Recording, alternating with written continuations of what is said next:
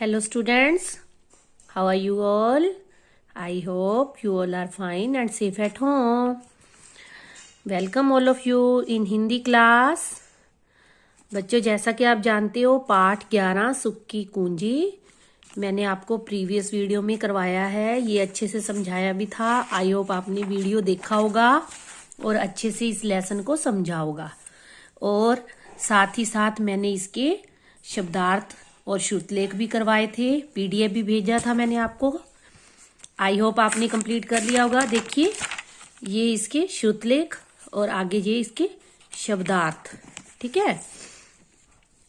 और page number 84 पे ये वाले क्वेश्चन आंसर और साथ ही साथ प्रश्न 3 के भावार्थ, पंक्तियों के भावार्थ लिखिए। ये भी मैंने आपको कंप्लीट करवा दिया था, ठीक है।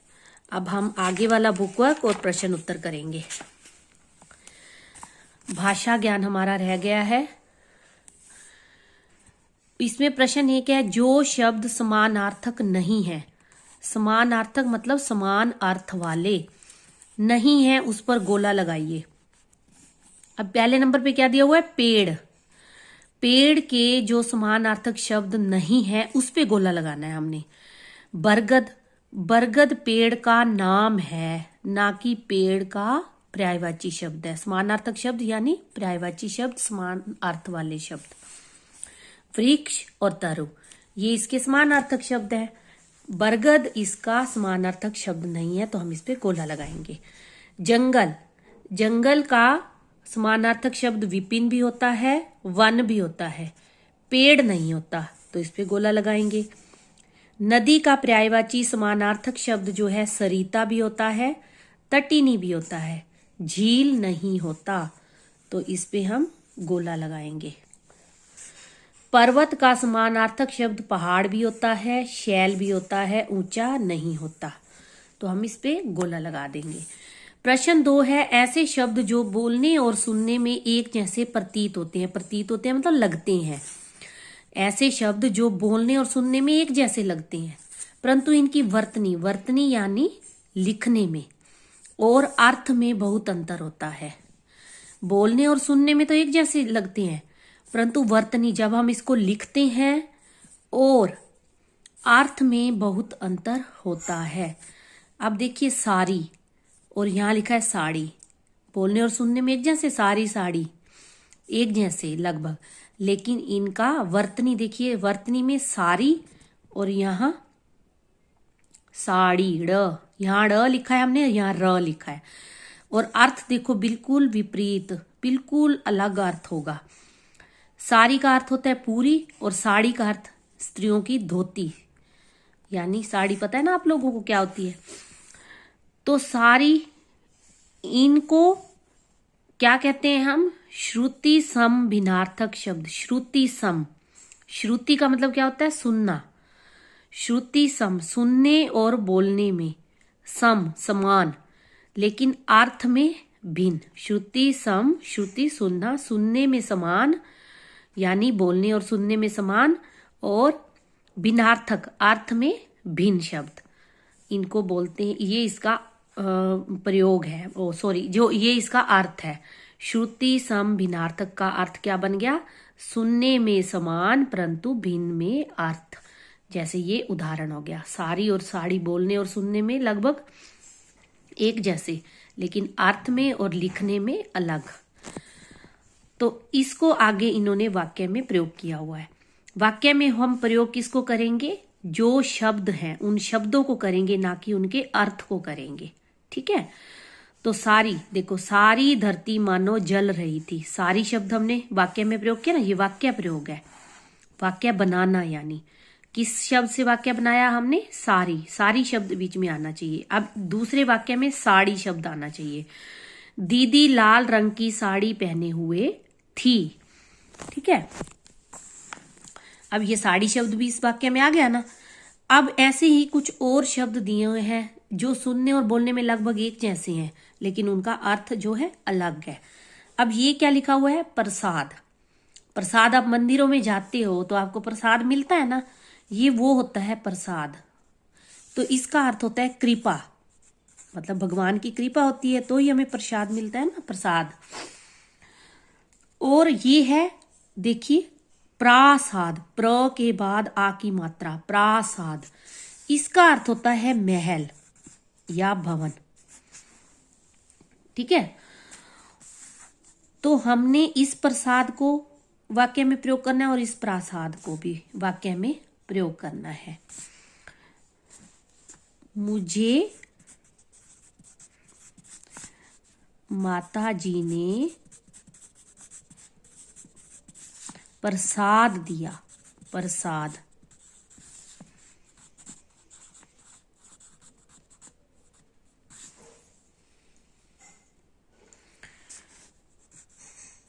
बड़े बड़े शहरों में ऊंचे प्रासाद देखने को मिलते हैं, देखने को मिलते हैं, देखने को मिलते हैं। उसके बाद देखिए दूसरे नंबर पे हमें दिया है और ये है और, ये है और इस और का अर्थ होता है तरफ, और इस और का अर्थ होता है दूसरा, अन्य। मुझे और खाना चाहिए, मुझे अन्य खाना चाहिए, और यानी अधिक, दूसरा, मुझे अधिक खाना चाहिए या दूसरा। अब देखिए इसका और, लेकिन वाक्य प्रयोग में हम और शब्द को प्रयोग करेंगे, इसको नहीं करेंगे। वह मेरी ओर देख रहा है या रही है, वह मेरी ओर देख रही है। उसके बाद दूसरा, मुझे और खाना चाहिए या अन्य, अधिक। यहाँ अगर आप अधिक अर्थ लिखते हो तो हम मुझे और खाना, नहीं तो हम ये लिखेंगे और का अर्थ अगर हमने दूसरा लिखा है तो हम यहाँ क्या लिखेंगे, मुझे और घर भी जाना है, और घर, मुझे और घर भी जाना है, यानी मुझे दूसरे घर भी जाना है। अब प्रश्न 3 है, नीचे दिए गए संज्ञा शब्दों के लिए सही विशेषण लिखिए। अब विशेषण क्या होते हैं, जो संज्ञा और सर्वनाम शब्दों की विशेषता बताते हैं। विशेषता, जैसे देखिए यहां जो है धरती शब्द दिया है, उसकी विशेषता बताई गई है तपती। ठीक है, कि धरती कैसी है, तपती, तपती हुई है, तपती। अब दूब सूखी, दूब के लिए हम विशेषण शब्द क्या लिखेंगे, सूखी। खेती, हरी खेती, हरी खेती। अंबर, नीला अंबर। अब प्रश्न 4 है, निम्नलिखित शब्दों में से जातिवाचक तथा भाववाचक संज्ञा छांटकर अलग अलग लिखिए। जातिवाचक संज्ञा शब्द क्या होते हैं, जो शब्द हमें किसी व्यक्ति, स्थान, वस्तु आदि की पूरी जाति का बोध करवाते हैं। बोध करवाने वाले नामों को हम क्या कहते हैं, जो किसी व्यक्ति, स्थान, वस्तु, प्राणी आदि की पूरी जाति का बोध करवाने वाले शब्दों को क्या कहते हैं, नामों को हम क्या कहते हैं, जातिवाचक संज्ञा। और किसी व्यक्ति, वस्तु, भाव, दशा, गुण आदि के बारे में बताने वाले नामों को हम क्या कहते हैं, भाववाचक संज्ञा। क्योंकि संज्ञा क्या होते हैं, नाम वाले शब्द। तो जो जिन शब्दों से हमें किसी गुण, दशा, भाव आदि के नामों का ज्ञान हो, तो वो होते हैं भाववाचक संज्ञा शब्द। अब पहले नंबर पे दिया है जानवर। जानवर जो है पूरी जाति का बोध करवा रहे हैं, तो जानवर यहां लिखेंगे हम, पशुओं की पूरी जाति, जानवर। गर्मी, गर्मी एक भाव है। भाववाचक संज्ञा शब्द कौन से होते हैं, जिन नामों को हम छू नहीं सकते, सिर्फ हम क्या कर सकते हैं, उनको महसूस कर सकते हैं, वे भाववाचक संज्ञा शब्द होते हैं। अब गर्मी को हम छू नहीं सकते, सिर्फ हम उसको महसूस करते हैं, गर्मी हो रही है। उसके बाद है नीड़। नीड़ होता है घोंसला, ये भी एक भाववाचक संज्ञा शब्द है, ओ सॉरी जातिवाचक संज्ञा शब्द है। नरमी, नरमी भाववाचक है। पक्षी, पक्षी जातिवाचक। सुख भाववाचक। पशु जातिवाचक। दुख, दुख जाति ओ सॉरी भाववाचक। आजादी, आजादी जो है हम छू नहीं सकते, महसूस कर सकते हैं, ये भाववाचक है। उसके बाद पुस्तक, पुस्तक जो है जातिवाचक है। उसके बाद है प्रश्न 5, अपठित बोध। पठित, अपठित क्या होता है? पठित होता है पढ़ा हुआ, और अपठित जो पढ़ा हुआ न हो। बोध यानी ज्ञान, बिना पढ़े हुए जो चीजें बिना पढ़े हुए दी गई है हमें, उसका ज्ञान कैसे हमें लेना चाहिए, जो हमने पहले चीज पढ़ी नहीं है। अपठित बोध, जो आपको अपठित गद्यांश करवाती हूँ ना मैं, अपठित गद्यांश आता है ना आपका, ये है दिए गए काव्यांश, ये अपठित काव्यांश है। गद्यांश होता है किसी लेख का, किसी रचना का अंश, और काव्यांश होता है किसी कविता का अंश। तो ये कविता की कुछ लाइनें दी गई हैं जो हमें नहीं पता कहाँ से आई हैं, ठीक है, किस लेसन से है, ओ सॉरी किस कविता से है, कौन सी क्लास की ये कविता है, हमें कुछ नहीं पता। सिर्फ हमारे पास आई है अपठित काव्यांश आया है, हमने इसको पढ़ना है और फिर इन प्रश्नों के उत्तर देने हैं। माँ बोली सूरज से, बेटे सुबह हुई तुम अब तक सोए, देख रही हूं कई दिनों से रहते हो तुम खोए खोए। जब जाते हो सुबह काम पर, सुबह सुबह सूरज निकलता है ना, डरे डरे से तुम रहते हो, क्या है बोलो कष्ट तुम्हें प्रिय, क्या है बोलो कष्ट तुम्हें प्रिय, प्रिय जो प्यारा होता है, माँ को बच्चा प्यारा होता है ना। साफ साफ क्यों ना कहते हो, सूरज बोला सुबह सुबह ही, कोहरा मुझे ढांप लेता है, ढांप मतलब ढक लेता है, कष्ट तकलीफ। खोए खोए यानी अपने आप में ही खोए रहना। सूरज बोला सुबह सुबह ही, कोहरा, कोहरा क्या होता है? ये जो सुबह ओस होती है ना, आप देखते हो ना, अब सर्दी में ओस गिर रही होती है, कोहरा गिर रहा होता है, पानी पानी सा पड़ा होता है, तो उसको बोलते हैं कोहरा। मुझे ढांप लेता है, ढांप ढक लेता है। निकल सकूं कैसे चंगुल से, चंगुल क्या होता है? जब हम हाथ के पंजों द्वारा किसी चीज को कस के पकड़ लेते हैं, तो वो क्या कह रहा है कि ये जो है कोहरा मुझे ढक लेता है, तो मुझे मैं कोई साथ नहीं देता है, तब मुझे ये एहसास होता है कि मैं कैसे इसके चंगुल से निकलूं, जो मैं इसके अंदर फंसा हुआ हूं, इसमें से निकलने का मुझे कोई भी साथ नहीं देता। फिर उसकी माँ क्या कहती है उसको? माँ बोली हे पुत्र तुम्हारा, कोहरा कब है क्या कर पाया। माँ बोलती है कि बेटे कोहरे ने तुम्हारा क्या बिगाड़ना है, कोहरा तो तुम्हारा कभी भी कुछ नहीं बिगाड़ पाया। उसके झूठे चक्रव्यूह को काट सदा तू बाहर आया, कि उसके चक्रव्यूह, चक्रव्यूह क्या होता है? जिस चीज में हम फंस जाते हैं तो निकलना मुश्किल हो जाए, लेकिन उसका जो चक्रव्यूह है कोहरे का, वो झूठा है। वो चक्रव्यूह कैसा है? झूठा है। काट सदा तू बाहर आया, कोहरे को तो तू कब की मात देके हमेशा बाहर निकल आता है। आप देखते हो ना, सुबह सुबह ओस होती है, कोहरा गिर रहा होता है, फिर बाद में सूरज निकल आता है ना, तो वो हमें उम्मीद भी नहीं होती कि सूरज निकलेगा, फिर भी निकलता है ना,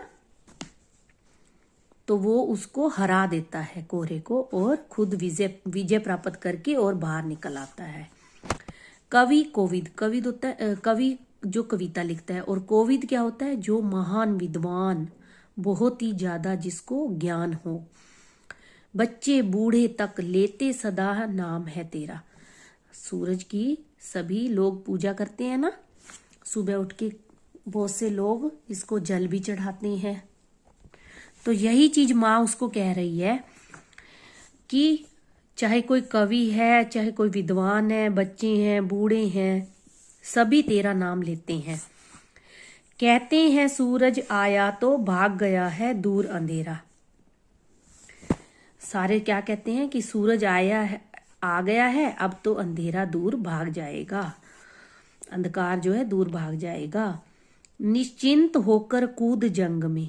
उसकी माँ कहती है कि तू निश्चिंत होकर बिना चिंता लगाए इस जंग में कूद जा। कौन सी जंग में? कि मुझे कोहरे ने फंसा रखा है, मैं निकल नहीं सकता, ये एक तेरे लिए जंग है, इसमें कूद जा। विजय सदा तेरी ही होगी, हमेशा तेरी ही विजय होगी, तेरी ही जीत होगी। विजय का अर्थ क्या होता है? जीत, सदा, हमेशा। तेरे आगे अंधकार या कोहरे की न कभी चलेगी। माँ कहती है कि तेरे आगे अंधकार और कोहरे की क्या औकात है, वो तो उनको तो तू मिनट में हरा देगा। तो माँ ने सूरज से क्या पूछा? माँ ने पूछा कि तुम्हें क्या कष्ट है? सूरज को क्या परेशानी थी? सूरज को क्या परेशानी थी? कोहरे के चंगुल में फंसे रहने की। उसको परेशानी थी कि मैं इसके चंगुल में फंसा रहूंगा। माँ ने क्या कहकर सूरज को समझाया? माँ ने कहा कि कोहरा तुम्हारे सामने नहीं टिकेगा, तुम कोहरे को मात दे ही दोगे। उसके बाद है वर्ण विच्छेद कीजिए। ये जो शब्द है इसमें से एक एक वर्ण को, वर्ण कौन से होते हैं?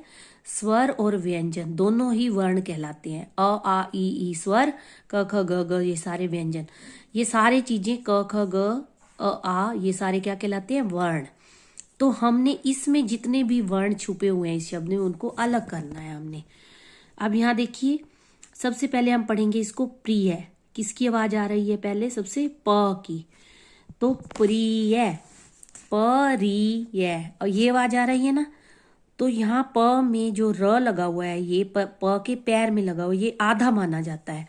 तो जब आधा माना जाए तो उसके बाद कोई मात्रा के लिए स्वर नहीं लगाना होता। और प र ये आधा ऐसे आ जाएगा। अब किसकी? ई की आवाज, प्रिय, तो ये ई की आवाज है तो हम छोटी ई लिख देंगे। उसके बाद क्या आ गया? य के नीचे हलंत। हलंत का मतलब आधा, जब इसमें मात्रा स्वर लग गया तो वो पूरा बनता है। अब य में हलंत, हलंत यानी अधूरा है ये। अब इसमें अ लगाएंगे हम। य में कोई मात्रा नहीं है यानी इसमें अ छुपा हुआ है, तो ये बन गया प्रिय। उसके बाद है चक्रव्यूह। चक्रव्यूह, अब देखिए क के नीचे र है ना, यानी आधा र है। तो जो स्वर होगा जब ये वाला र आ जाए या रेफ ऊपर ऊपर ये वाला र आ जाए, आधा अक्षर आ जाए, उसके बाद जो है हमने कोई भी स्वर नहीं लगाना होता। लेकिन जब किसी वर्ण में ये र लगा हुआ है, ये वाला या ऊपर वाला र लगा हुआ है, तो उसको इकट्ठा हमने व्यंजनों को लिख के उसके बाद हमने सीधा स्वर जो मात्रा है उसके अंदर वो छुपी हुई है वो इकट्ठी लगानी है, कोमल लगानी है। अब हम पहले च को पूरा करेंगे। सबसे पहले नंबर पे क्या आ रहा है? च। हर व्यंजन के नीचे वर्ण विच्छेद में हलंत लगता है। च कब पूरा होगा? ये अधूरा है, तो कब पूरा होगा? जब इसमें अ हम लगा देंगे। जब किसी वर्ण को मात्रा नहीं होती तो उसमें क्या छिपा होता है? अ। अब क्र, चक्र, अब क के नीचे र है तो हम पहले क्या लिखेंगे? क के नीचे हलंत, फिर र के नीचे हलंत, फिर अ। ठीक है, यानी इसमें अ छुपा हुआ है। अब आ गया व्यू। व्यू में आधा व है, जब व आधा है तो हम आधा व, ये हलंत लगे तो आधा ही बन गया अपने आप, इसको कोई मात्रा नहीं लगाएंगे। अब क्या है? यू। यू, य के नीचे हलंत, हर व्यंजन के नीचे हलंत आएगा। अब इसको मात्रा कौन सी है? बड़े ऊ की, तो हम यहाँ बड़ा ऊ लिख देंगे। ये हम विच्छेद कर रहे हैं, अलग अलग कर रहे हैं हर वर्ण को। ह के नीचे हलंत, अब इसमें कोई मात्रा नहीं है यानी अ छुपा हुआ है। उसके बाद आ गया इनके समान अर्थ वाले शब्द वाक्यांश में से ढूंढकर लिखिए। रवि का अर्थ सूरज हम पढ़े ही हैं, अभी ये पढ़ा है ना हमने।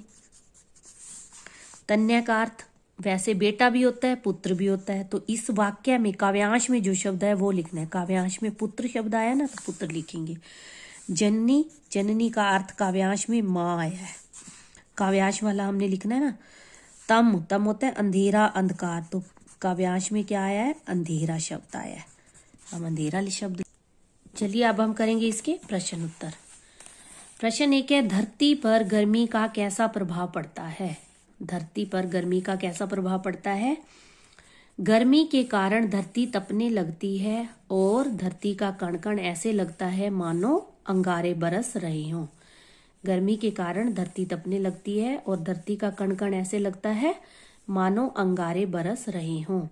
सारी हरियाली झुलस जाती है। धरती पर ही हरियाली होती है ना।